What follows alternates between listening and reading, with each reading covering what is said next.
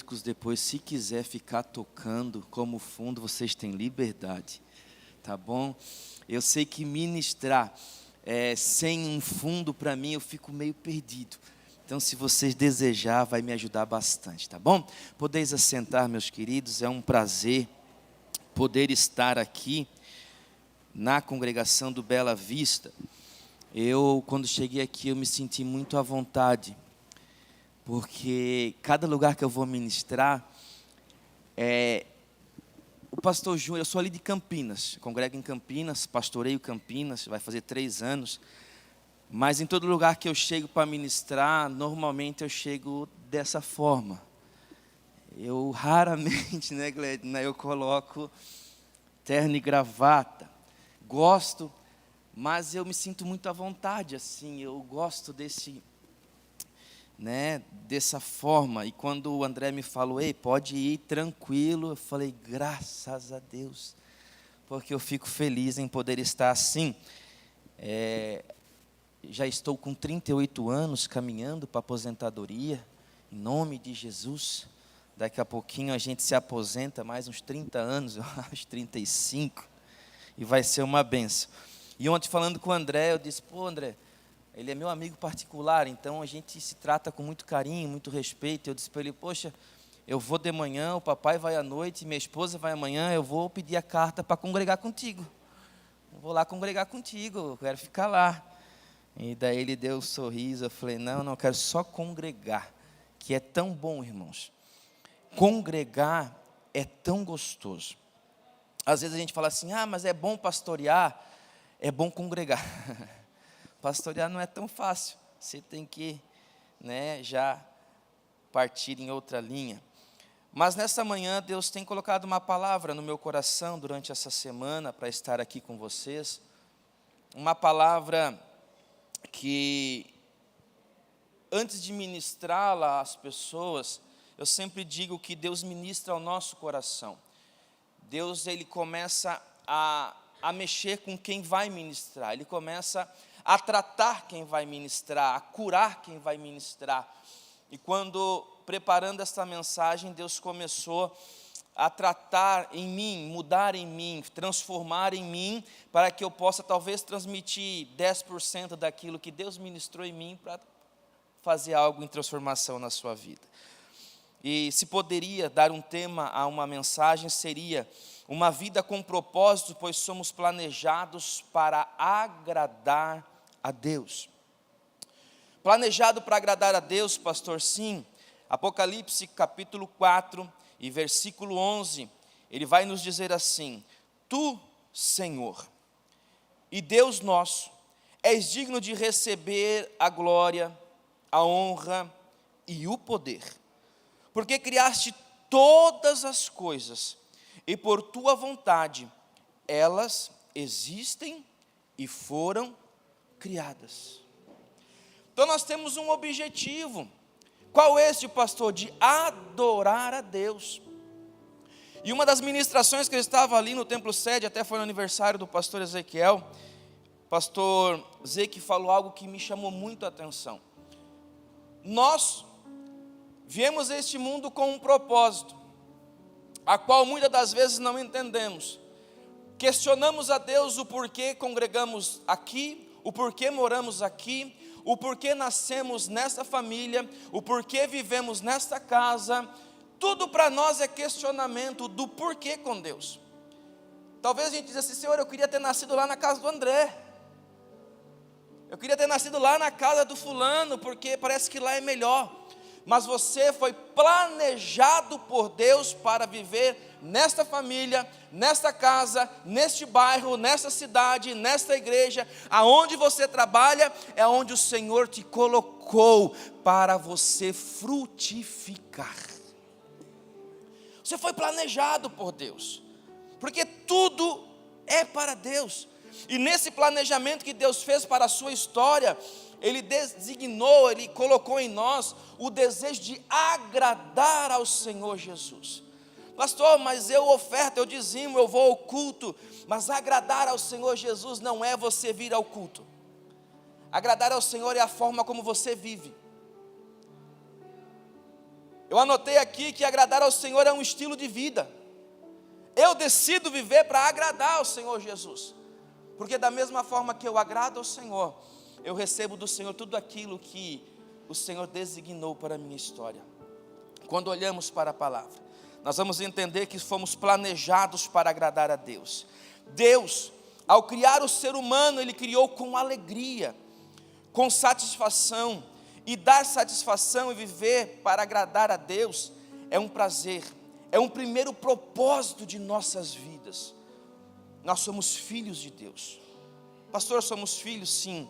Quando entendemos plenamente essa verdade, jamais voltaremos a se sentir insignificante.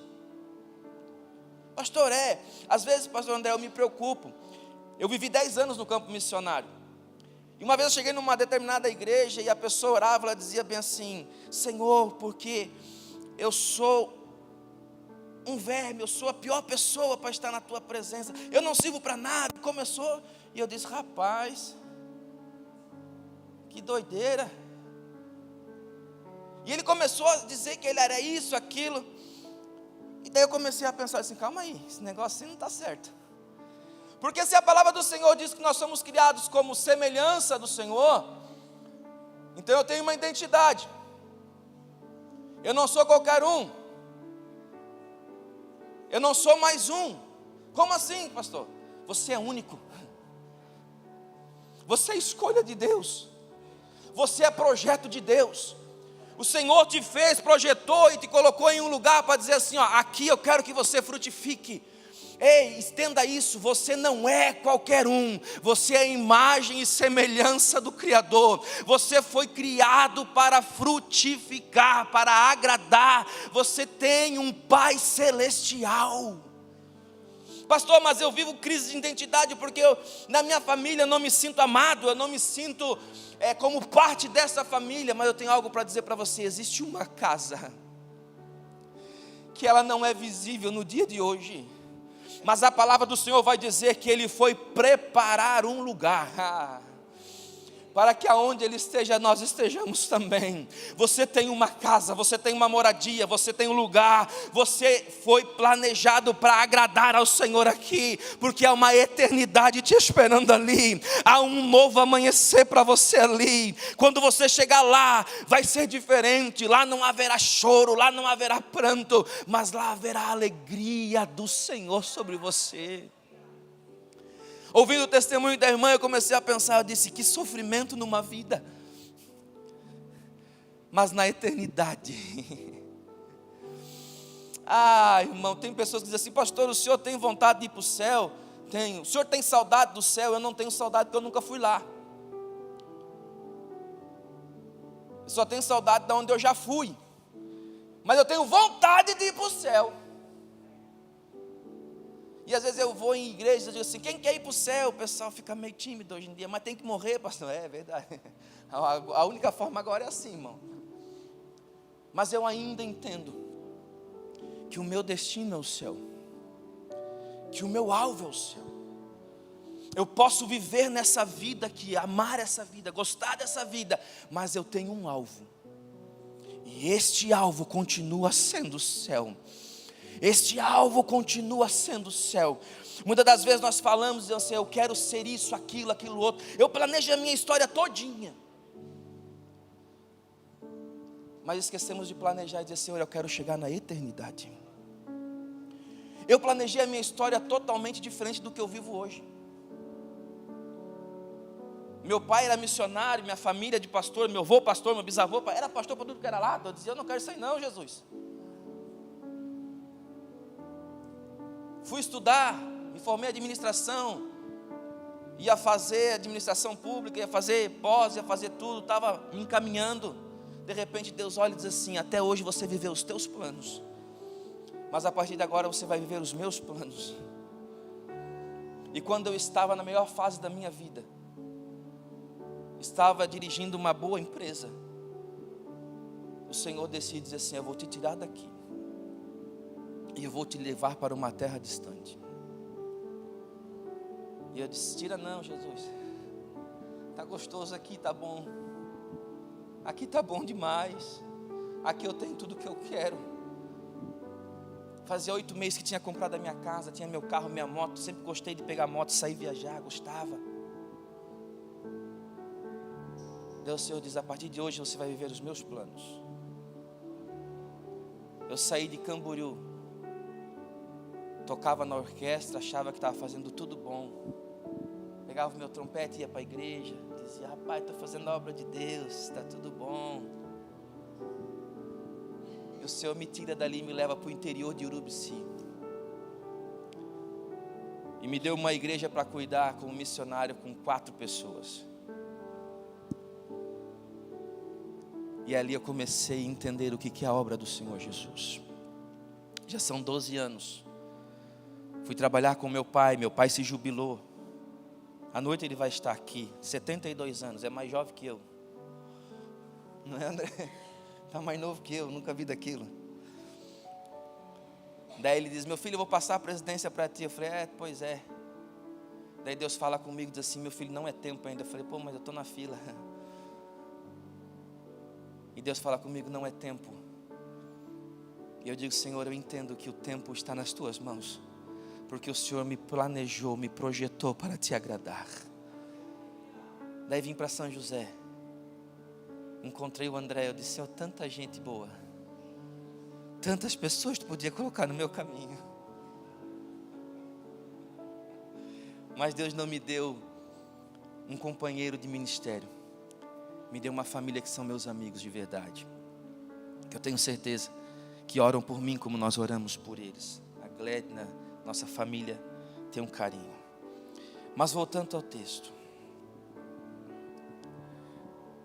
Efésios capítulo 1, versículo 5, como eu dizia que nós somos filhos, vai dizer: em amor nos predestinou para sermos adotados como filhos, por meio de Jesus Cristo, conforme o bom propósito da sua vontade. Uma das perguntas que mais vem ao nosso coração é: como agradar a Deus? Como eu posso agradar ao Senhor Jesus? Uma das formas que vamos ver e entender e dar prazer a Deus, agradá-lo, é através da adoração. A Bíblia vai nos dizer em Salmo 147, versículo 11: o Senhor se agrada dos que o temem, dos que o depositam sua esperança e seu amor leal. Qualquer atitude que nós temos que agrada a Deus, ela é um ato de adoração. Devemos entender que adorar é tão natural quanto comer, como respirar. A razão pelo qual o Senhor nos fez com esse desejo é que Ele anseia adoradores. Jesus disse que o Pai procura adoradores. Quando olhamos para o Evangelho de João, capítulo 4, versículo 23, vai dizer, na última parte: são estes os adoradores que o Pai procura. Pastor, quando fala em adorador, a gente fala em louvor de adoração, aí é um estilo musical. O estilo musical é aquele que você gosta de ouvir, tem adoração, tem outros estilos. Mas adorar ao Senhor Jesus é em tudo aquilo que eu faço. Quando eu vou à escola, ao colégio, à faculdade, ao trabalho, eu posso ter um ato de adoração a Deus. Ao acordar, eu tenho adoração. Ao deitar, eu tenho adoração. Vir ao culto é adorar, pastor? Vir ao culto é cultuar. Eu tenho falado muito em Campinas sobre isso, de que nós viemos de uma geração que dizia: eu vou ao culto para buscar a Deus. E eu entendi que eu vou ao culto para me derramar a Deus. Pastor, mas eu quero ir à igreja para buscar o Senhor. Não, você busca o Senhor pela manhã, pela tarde, pela noite. Em todo momento da sua vida você está buscando ao Senhor. Quando você chega ao culto, você vem cultuar, você vem transbordar, você vem se alegrar, você vem derramar ao Senhor Jesus. Pastor, eu entendia que vinha ao culto, eu vinha para adorar. Você vem cultuar, você tem que derramar. Agora, se você passa um dia inteiro sem adorar ao Senhor Jesus, sem buscar o Senhor Jesus, passa aquele dia que você, se vê alguém na frente, você fica... Daí você chega na igreja, o porteiro vai dizer: a paz do Senhor. Vai dizer: só se for para você. Porque o seu dia não foi de adoração. Mas quando você diz: não, o meu dia, por mais problemas que eu tenha, por mais dificuldades que eu tenha, eu vou adorar o Senhor Jesus. Quando você chega à igreja, você começa a se derramar ao Senhor.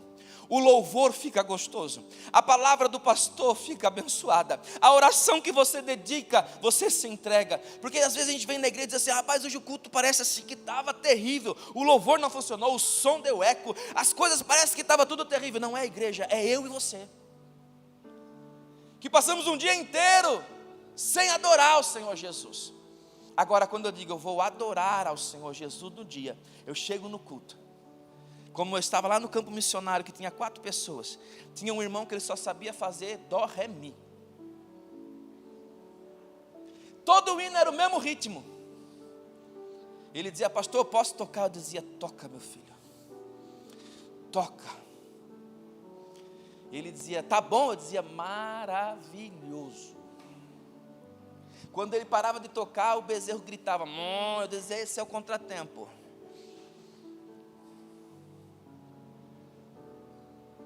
Mas eu dizia: eu vim para adorar o Senhor Jesus. Quantas vezes eu pensava e dizia, eu nem ia falar sobre o testemunho, irmãos. Eu não sou muito na hora da ministração falar, mas alguém precisa ouvir isso. Eu cuidava da igreja a 14 quilômetros no interior de Urubici, chamada o bairro Rio da Verdade. Ou seja, o bairro original, o nome é Rio do Engano. Mas o pastor do Cisino, quando foi obreiro lá, ele mudou o nome para a congregação Rio da Verdade. Eu falei: ficou melhor, né? Porque o nome do bairro Rio do Engano fica, né? Eu fui enganado, porque lá todas as curvas, quando faz a curva, já vem uma ponte. E a ponte, normalmente ela é assim, por causa do rio que passa quando enche. Então tinha vezes pela manhã que eu ia, quando eu voltava, cadê a ponte? O rio estava passando em cima, daí eu esperava baixar e passava. Às vezes eu chegava em casa 4, 5 horas da tarde, mas era o que eu podia fazer. E algumas das vezes, quando eu cheguei lá para trabalhar, o meu pai disse assim: você vai trabalhar no Rio da Verdade, assim, assim, assim. Irmãos, tinha igrejas boas. E o pai disse: não, você vai começar pela melhor. No começo eu dizia: meu pai me odeia. Mas hoje eu entendo que ele me forjou como obreiro do Senhor. No começo eu dizia: meu pai não gosta de mim não. Porque muitas das vezes eu saía 7 horas da manhã com uma Kombi. Alguém aqui já dirigiu Kombi? Ela tem uma folga bem leve, né? A gente anda assim. Você que quer exercitar os braços, compre uma Kombi. Muito bom. Leve. E eu saía às 7 horas da manhã com a minha esposa. E algumas das vezes a Kombi ficava do lado de casa quando eu tinha que sair cedo. E Urubici é muito frio. E a geada pegava à noite. Então em cima da Kombi ficava aquele gelinho, né? E nós íamos com aquela Kombi fria. Quando nós retornávamos, alguma das vezes, André, suava dentro da Kombi e pingava, gotejava. E alguma das vezes dizia assim: rapaz, o que eu estou fazendo aqui? Senhor, tu disse que tinha um projeto para mim, eu estou dentro dessa Kombi. E eu dava graças a Deus quando não estragava. Porque senão eu tinha que ir embaixo, pegar o cabo do acelerador. Quem teve Kombi sabe que isso é loucura demais. Não é assim? Engatava, fazia, ia só na lenta embora. Eu dizia: Senhor, o que tu queres comigo? E o dia que eu pensei em desistir, eu entrei dentro da igreja e estava 2 irmãs. Elas, nas sextas-feiras, elas faziam, a primeira sexta-feira do mês, elas faziam consagração. Tinha 4 irmãs. Mas sempre ia 2 ou 3. E elas oravam das 8 da manhã às 4 da tarde. E me convidaram para ir. E era um dia muito frio e muita chuva. Eu me recordo que quando eu cheguei, fui de Kombi com o desejo de não ir. Não queria ir. A igreja que a gente cuidava lá, ela fica um pouquinho no alto. E quando eu cheguei, eu vi na frente da igreja 2 pares de bota branca, branca, né? De borracha. E eu disse: meu Deus, elas ainda estão aí. Já era quase perto das 4 horas. Já fui perto para dar o amém. Quando eu entrei naquela igreja, irmãos, parecia que tinha 1 milhão de pessoas. E quando eu abri a porta, a irmã Emília já veio com o dedo levantado. Eu falei, eu vou fechar de volta. E ela já veio com o dedo de profeta e começou a falar tudo aquilo que tinha conversado com Deus. E aí eu entendi que Deus nos vê aonde nós estamos. E Deus ali fez uma promessa para mim, que Ele me levaria a um outro povo, com muito mais pessoas. Passou anos, fiquei lá 5 anos e meio. Saí de lá, fui para a cidade de São Martinho. Talvez você não conheça São Martinho, mas quer ver como você vai conhecer? Alguém já foi no Flux House? Viu como você conhece São Martinho? Deus me mandou para lá. Quando eu assumi a igreja, tinha 6 crentes. Falei, Jesus, o Senhor não falou que ia ter um povo me esperando? Ele falou, já multiplicou? Você está reclamando? Você saiu de 4 para 6? Eu disse, Jesus. E lá eu fiquei 3 anos e meio. E Deus nos abençoou. Eu entrei nessa parte, porque alguém que está aqui, que tem pensado em desistir do caminho, não desista. Não desista dos propósitos do Senhor. Deus já falou contigo a primeira vez, quando Ele usou o ministro no louvor, dizendo, Ele continua no teu barco. Eu não sei se você tem entendido a manhã toda que Deus tem falado conosco. E a primeira palavra que foi liberada para esta igreja nessa manhã, Ele continua no teu barco. E foi dito, quando você pensa que vai naufragar, Ele toma nas mãos o leme. Foi isso, meu filho, que você falou, né? Deus te usou com a primeira palavra profética. Talvez você tenha pensado em desistir da caminhada, mas o Senhor continua no teu barco, porque Ele planejou você. Ele planejou a sua história. Ele planejou todo o seu caminho. Eu vou correr um pouquinho. Qualquer atitude sua que agrada a Deus é um ato de adoração. Adorar é um estilo de vida. Adoração é muito mais que música. Foi o que eu falei para você. Eu vou partir para a parte quase finalizando. Nós vimos que agradar a Deus é um propósito das nossas vidas. É a tarefa mais importante. E descobrir isso, como fazer isso, é importante que assim você faça. Quando olhamos para a Bíblia, nós vamos ver um exemplo de um homem que agradou a Deus. E este homem se chama Noé. A Bíblia diz em Gênesis capítulo 6, versículo 8, Noé, porém, achou graça aos olhos do Senhor. Quando olhamos para a vida de Noé, aprendemos 3 atos de adoração que fazem Deus sorrir e alegram o Senhor. Primeiro, alegra o Senhor quando amamos o Senhor acima de qualquer coisa. Noé, ele amava Deus, ele andava com Deus. Vai dizer lá em Gênesis capítulo 6, versículo 9, a parte B do versículo diz assim: Noé era um homem justo, íntegro, entre o povo de sua época, e ele andava com Deus. Rapaz, isso aí é espetacular demais, André. Pastor, mas e hoje? Ele deixou algo especial, chamado Consolador. O Espírito Santo que caminha conosco, André. Quando você sai, você está andando e de repente você vai atravessar uma rua e vem um carro, vem uma bicicleta, sei lá, e você dá um pulo para trás e diz assim: meu Senhor, quase que ele me bate. Talvez alguém vai dizer assim: rapaz, seu santo é forte, viu? Mas na verdade você poderia dizer assim: Senhor, obrigado, porque o Senhor está comigo. O Senhor anda comigo. O Senhor me livrou, o Senhor cuidou de mim. O Senhor me abraçou na hora que eu precisei. Se eu for ceder a oportunidade de dizer para você, quem já sentiu o livramento de Deus, quase que todos vão dizer que já viram. Já sentiram Deus livrar você. Por quê? Porque Ele anda junto de você. Agora eu deixo um conselho pastoral a você: nunca entristeça o Espírito Santo. Pastor, mas se eu entristecer, dobre os seus joelhos e diga: Senhor, tem misericórdia da minha vida. Mas não entristeça o Espírito Santo. A Bíblia diz que Noé andava com Deus, e aí eu entendo que uma das coisas que Deus mais deseja de nós é algo chamado relacionamento. Algo que você vai ter com Ele. A segunda razão pelo qual Noé agradou a Deus foi o fato dele ter confiado no Senhor, mesmo quando isso não fazia sentido. A Bíblia diz em Hebreus capítulo 11, versículo 7, pela fé, quando avisado a respeito de coisas que ainda não se viam, movido por santo temor, construiu uma arca para salvar a sua família. Deus fala com ele: ei, vai lá, constrói assim, assim, assim. E ele confiou, porque ele tinha relacionamento. Imagina Deus conversando com Noé, falando sobre toda a situação, dando instruções de como fazer a arca.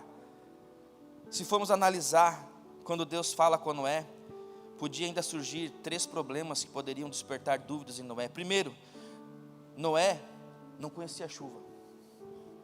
Pensou André, Deus olhar assim e dizer assim: André, constrói um barco. Tá, construir um barco, porque vai chover. Senhor, a palavra do Senhor vai dizer em Gênesis capítulo 2, versículos 5 e 6, diz assim: ainda não tinha brotado nenhum arbusto no campo, e nenhuma planta havia germinado, porque o Senhor Deus ainda não tinha feito chover sobre a terra, e também não havia homem para cultivar o solo. Todavia brotava a água da terra e irrigava toda a superfície do solo. Já pensou, Glenda? Se Deus falasse comigo, irmão, eu ia dizer: Senhor, mas chuva, que era só um... Mas ele decidiu obedecer. Uma das coisas que eu aprendi na vida: se Deus mandar você sentar, não procure cadeira. Se você chega na casa de alguém e diz assim: pode sentar, você olha e diz assim: opa, a gente não faz isso? A gente dá uma olhadinha para ver onde é que está a cadeira. Com Deus é diferente. Se Deus olhar a Glenda e dizer assim: senta, Glenda, senta. Mas e a cadeira? Não te preocupa, Ele mandou sentar. Essa é a segunda palavra profética para você nesta manhã. A primeira ele diz que está no barco. A segunda para você é: se Ele mandou sentar, senta. Se Ele mandou fazer, faça. Se Ele disse vai, vai. Se Ele mandar dizer fica, fica. Se Ele disse: ei, eu estou contigo, pode ir tranquilo. Nós temos a mania de dizer assim: mas eu quero ver onde é que vai. Não, não. Se Deus falou, está falado, e Ele vai fazer e pronto. A segunda problema que poderíamos ver na conversa: Noé vivia a centenas de quilômetros do oceano. Como é que ele ia produzir um barco? Ele tinha que conhecer como fazer. Noé teria de reunir todos os animais e depois tomar conta deles. Só Jesus para fazer isso. Noé não reclamou nem apresentou desculpas, confiou em Deus inteiramente. Confiar em Deus inteiramente significa crer que Ele sabe que é melhor para a sua vida e esperar que Ele cumpra as suas promessas. A Bíblia vai dizer em Salmos 147, versos 10 e 11: não é a força do cavalo que lhe dá satisfação, nem a agilidade do homem que lhe agrada. O Senhor se agrada dos que o temem. Dos que o temem ao Senhor. Noé levou 120 anos para construir a arca. Talvez alguém passava e dizia: rapaz, você é doidão, hein? Construir, o que isso aí está fazendo? Os filhos, quantos, né, hoje diz a palavra bullying, né? Quantos podiam chegar e dizer assim, né, para os filhos: rapaz, seu pai está doido, é você. Mas mesmo assim ele permaneceu. As críticas não puderam parar Noé. E aí eu me peguei em uma pergunta: em qual área da nossa vida precisamos confiar em Deus inteiramente? Talvez alguém vai dizer: na área A, na área B, na área C. Mas a resposta só existe uma: em todas as áreas. Em todas as áreas da nossa vida, nós temos que confiar no Senhor. Confiar é um ato de adoração. Alegrar o Senhor quando lhe obedecemos, devemos agradar ao Senhor incondicionalmente. Tudo tinha de ser feito exatamente segundo as orientações de Deus. Noé obedece rigorosamente às instruções, e isso se chama devoção. O que é devoção? Primeiro, é importante saber que a devoção a Deus é um ato voluntário e que cada um precisa buscar individualmente. Esse termo, que tem origem no latim, significa ação de se dedicar a algo. Noé tinha devoção, se dedicar a algo que foi pedido. Imagina se Deus lhe solicitasse a construção de um barco hoje. Provavelmente alguém teria dúvida. Noé, porém, não teve. Ele obedeceu a Deus incondicionalmente. Eu vou finalizar. Guarde essa frase. Quando se demora para obedecer, se torna desobediência. Você tem filho, eu tenho 2. Estou atrás do André, o André está bem mais à frente.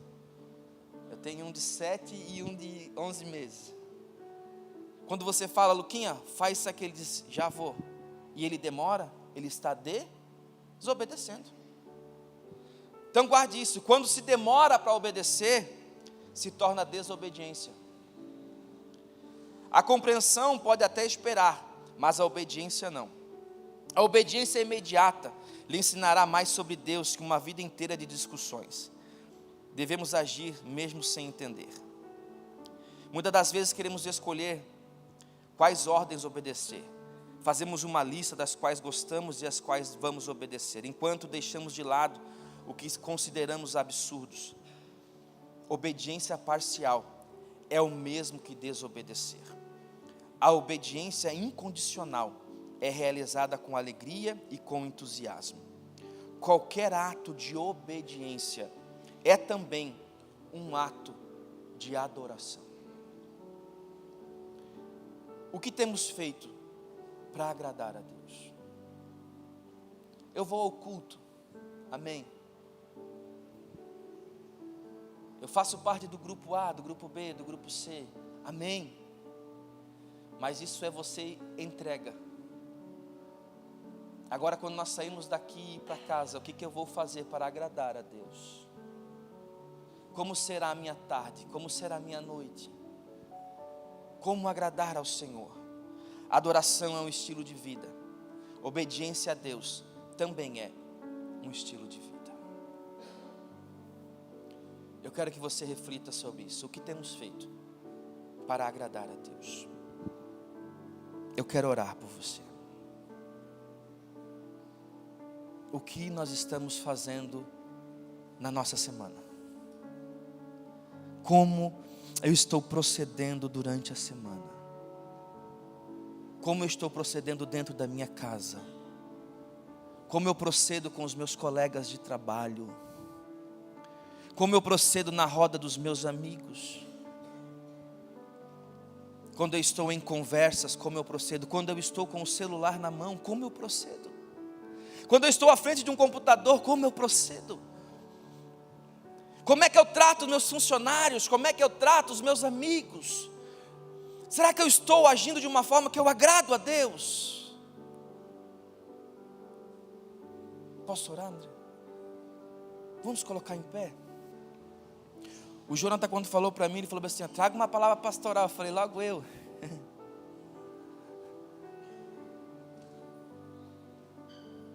Você parou para pensar como você tem agido? Pastor, eu obedeço a Deus parcialmente. Deus planejou você em parte. Deus planejou você num todo. Então eu não tenho como agradar ao Senhor metade. Eu, desse tamanho que eu sou, se eu agradar metade a Deus, parece grandão, né? Mas mesmo assim, eu tenho que agradar num todo. Você tem agradado a Deus num todo? Ah, pastor, talvez tenha alguma coisa que eu preciso transformar em mim. Quando eu preparava, eu não encontrei uma coisa em mim. Ah, o senhor não achou? Não, eu achei 99. Eu achei só uma, talvez que agrade. Porque nós somos seres humanos. E falhamos. E pecamos. E erramos. Mas a misericórdia do Senhor se estende sobre nós. A bondade do Senhor se estende sobre nós. Às vezes eu falo lá em Campinas, eu digo sobre isso. Eu vejo Deus assim, André. Deus sentado, né, lá, Jesus, o pessoal tudo lá. E daí está vindo eu, e de repente alguém me fecha o carro. E eu abro o vidro e digo, glória a Deus. Daí o Espírito Santo sai.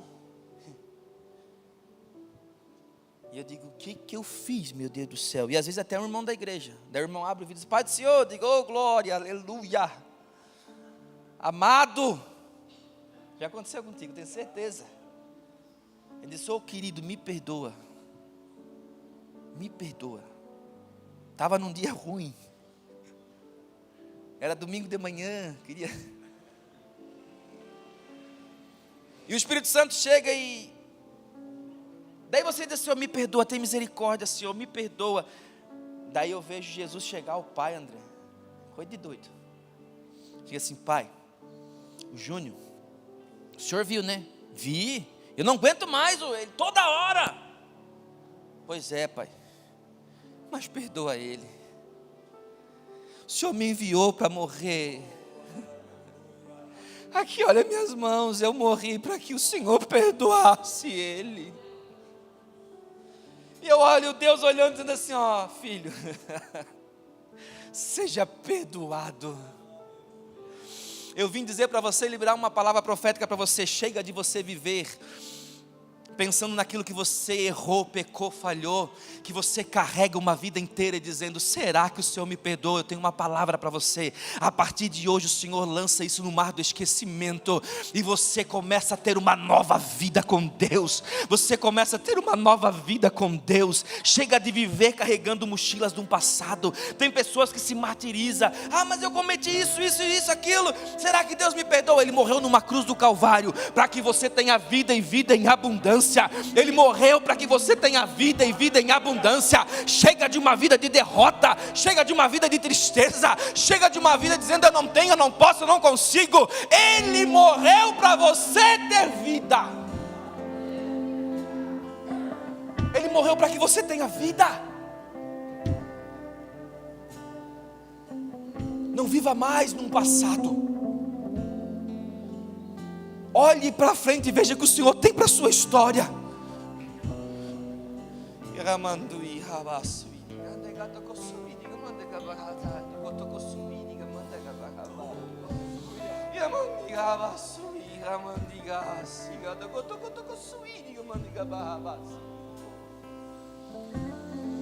Você enxerga a uma altura, mas o Senhor diz para você nesta manhã, eu tenho além daquilo que você possa enxergar.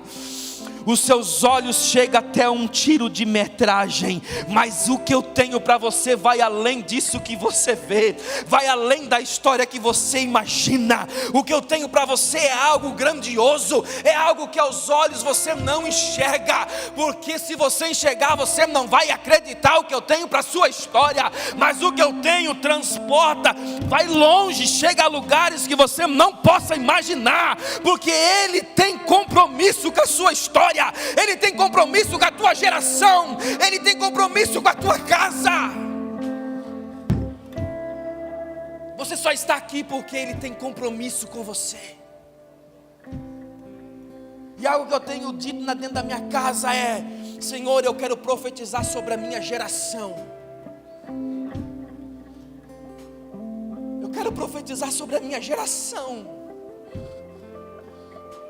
Quando eu dizia, Senhor, eu quero profetizar sobre a minha geração, sabe o que Deus falava comigo, André? Tem muita gente que é de uma geração anterior à sua, que desistiram porque carrega mochilas do passado, mas eu ainda continuo sendo o mesmo. Tem pessoas que deixaram de fazer aquilo que Deus queria, porque não consegue se perdoar, não consegue liberar perdão, não consegue dizer o que passou, passou, vive sempre rodando. Parece o povo de Israel, André, caminha em volta, volta e a Nova Jerusalém está do outro lado, te esperando e dizendo: ei, eu tenho algo novo para a sua história. Ei, pastor, mas a minha geração já passou. Não, o Senhor tem algo para a tua geração. A minha geração só vai funcionar se você terminar aquilo que o Senhor fez para a sua geração. Às vezes a gente olha e diz: a minha geração não está andando. Não é culpa nossa, André, é porque alguém deixou de cumprir na geração passada. Mas agora o Senhor está dizendo para você: te levanta a partir de hoje, cumpra o que eu tenho para você, porque é uma nova geração chegando e precisa continuar. Às vezes eu digo para o meu pai: pai, 72 anos, para de pregar, vai descansar. Ele diz: meu filho, eu não posso. Por que o senhor não pode, pai? Porque eu tenho você. Quando eu fechar os meus olhos, você vai assumir uma responsabilidade e você vai pregar até o seu filho continuar pregando. O dia que você partir, seu filho vai continuar o ministério pregando. O dia que o seu filho partir, o seu neto vai continuar pregando. O dia que o seu neto partir, a sua quarta, quinta, vai continuar pregando, André. Mas eu tenho que fazer a minha parte. Eu tenho que fazer a minha parte. Há uma geração de adolescentes chegando. A nossa adolescência já passou, André. Mas se nós não formos a geração que impacta, nós vamos comprometer a geração de adolescentes. E se a geração de adolescentes não cumprir, Gled, no que tem, os nossos filhos vão sofrer. Os meus netos vão sofrer. Porque deixamos de realizar o que Deus quer. Pastor, mas eu tenho um chamado. Você tem. O Senhor te planejou para essa terra. Eu vou orar por você. Coloque a mão no seu coração. Oh Jesus, eu sinto a presença de Jesus aqui. Eu sei que Jesus está aqui conosco. Eu sinto a presença do Senhor aqui. Eu sinto a presença dele aqui, porque você não saiu de casa simplesmente para vir ver. Não. Você veio aqui porque você quer se derramar ao Senhor Jesus. Pai, aqui, Senhor, está o teu povo, a tua noiva, a tua igreja. E essa manhã, Senhor, o Senhor tem falado conosco, através do louvor, através da palavra. E eu sei, Senhor, que nós vamos sair daqui transformados, porque a palavra, Senhor, nos confronta. A palavra, Senhor, nos admoesta. A palavra, Senhor, nos faz refletir tudo aquilo que temos deixado muitas das vezes. Mas o nosso desejo, Senhor, é te agradar mais e mais. Se pecamos, falhamos, tenha misericórdia de nós.